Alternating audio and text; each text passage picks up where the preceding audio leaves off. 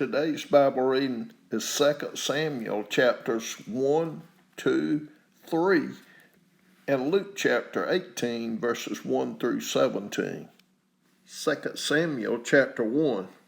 After the death of Saul, David returned from striking down the Amalekites and stayed in Ziklag 2 days. On the third day, a man arrived from Saul's camp with his clothes torn and dust on his head. When he came to David, he fell to the ground to pay him honor. "Where have you come from?" David asked him. He answered, "I have escaped from the Israelite camp." "What happened?" David asked. "Tell me." "The men fled from the battle," he replied. "Many of them fell and died, and Saul and his son Jonathan are dead."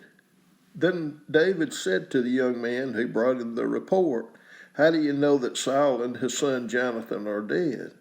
"I happened to be on Mount Gilboa," the young man said, "and there was Saul, leaning on his spear with the chariots and their drivers in hot pursuit.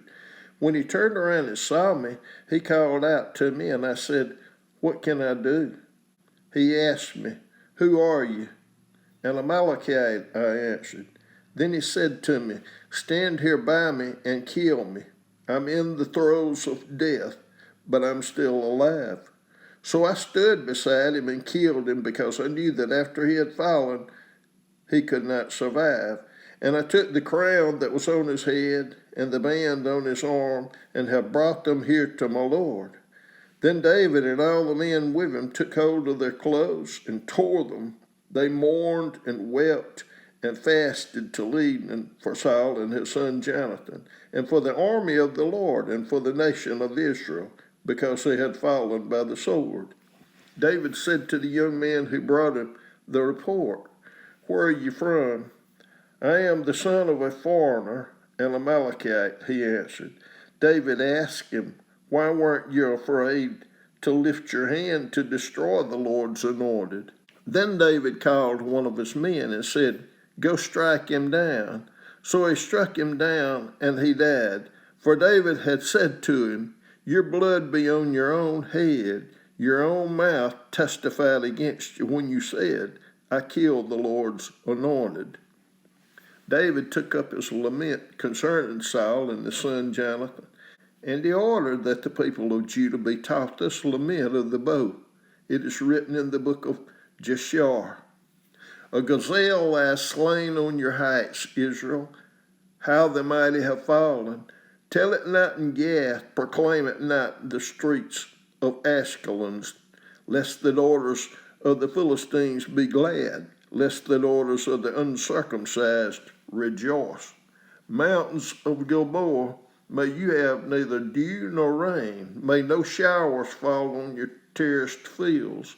For there the shield of the mighty was despised, the shield of Saul no longer rubbed with oil. From the blood of the slain, from the flesh of the mighty, the bow of Jonathan did not turn back.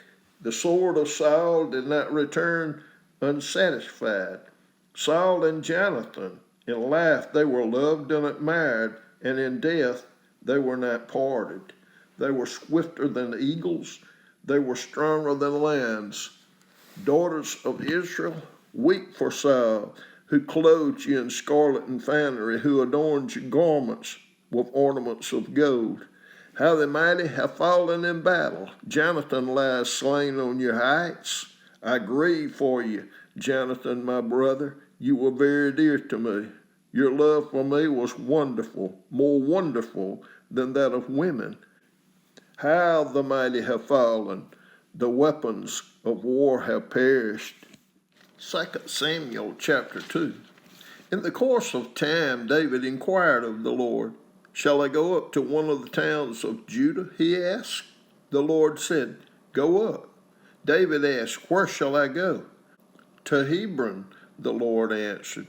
So David went up there with his 2 wives, Ahinoam of Jezreel and Abigail, the widow of Nabal of Carmel.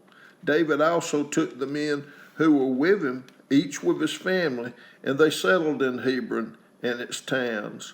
Then the men of Judah came to Hebron, and there they anointed David king over the tribe of Judah.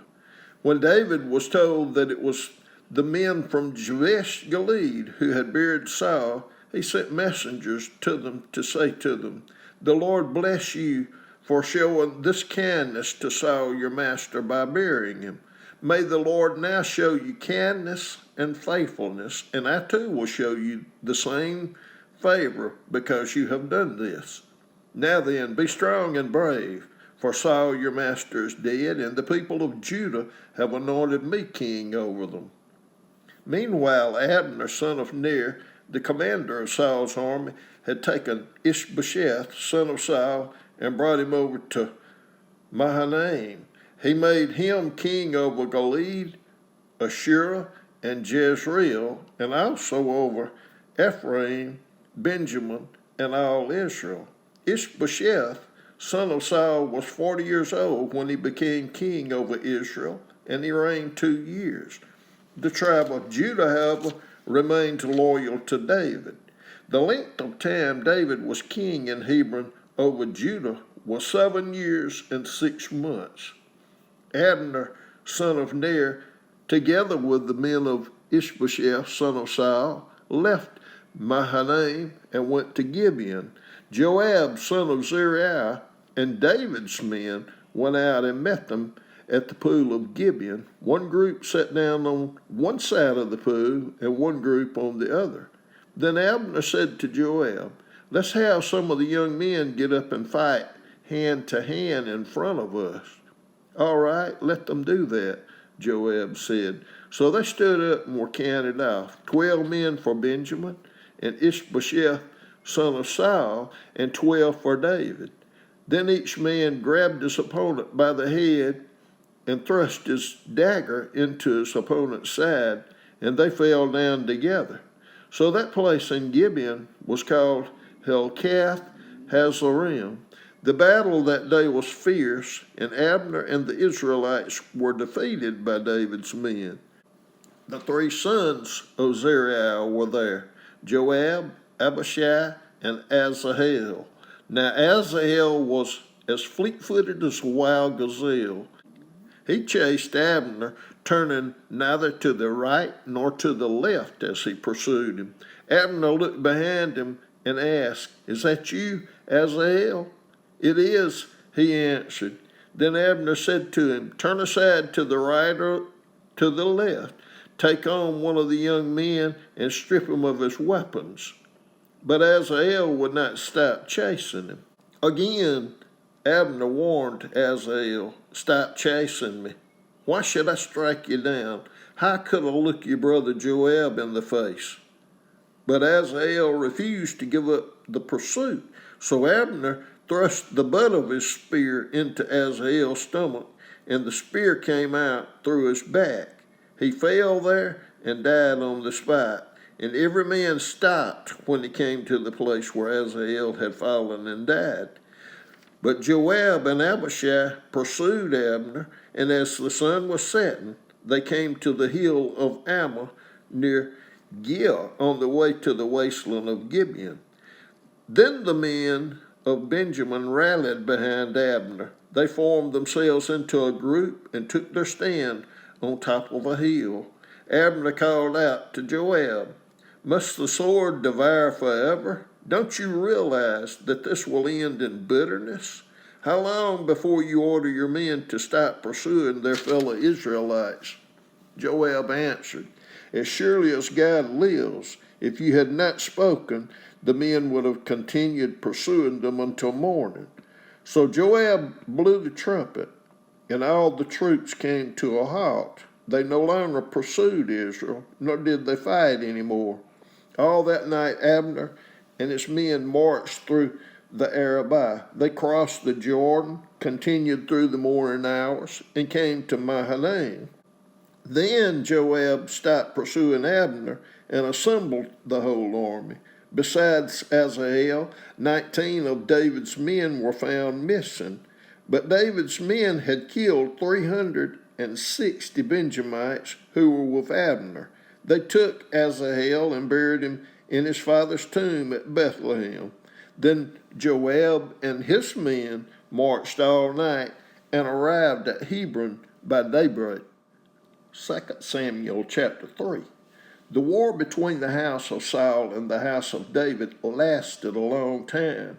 David grew stronger and stronger, while the house of Saul grew weaker and weaker. Sons were born to David in Hebron.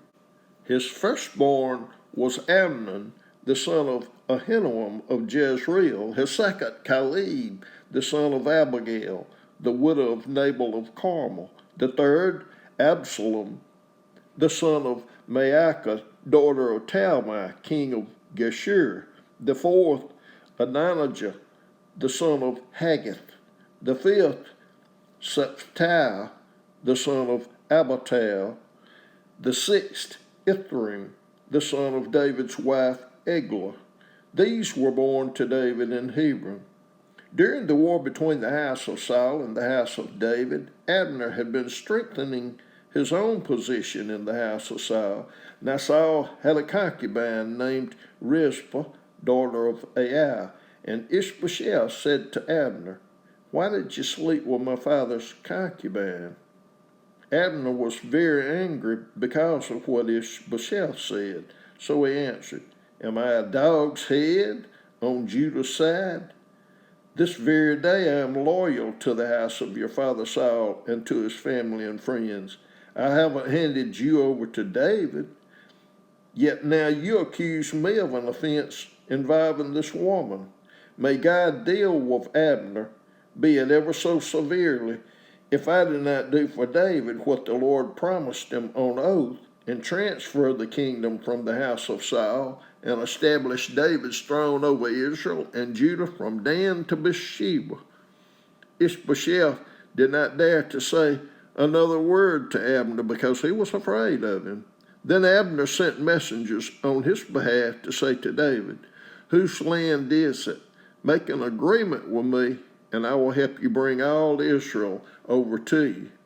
"Good," said David. "I will make an agreement with you, but I demand one thing of you.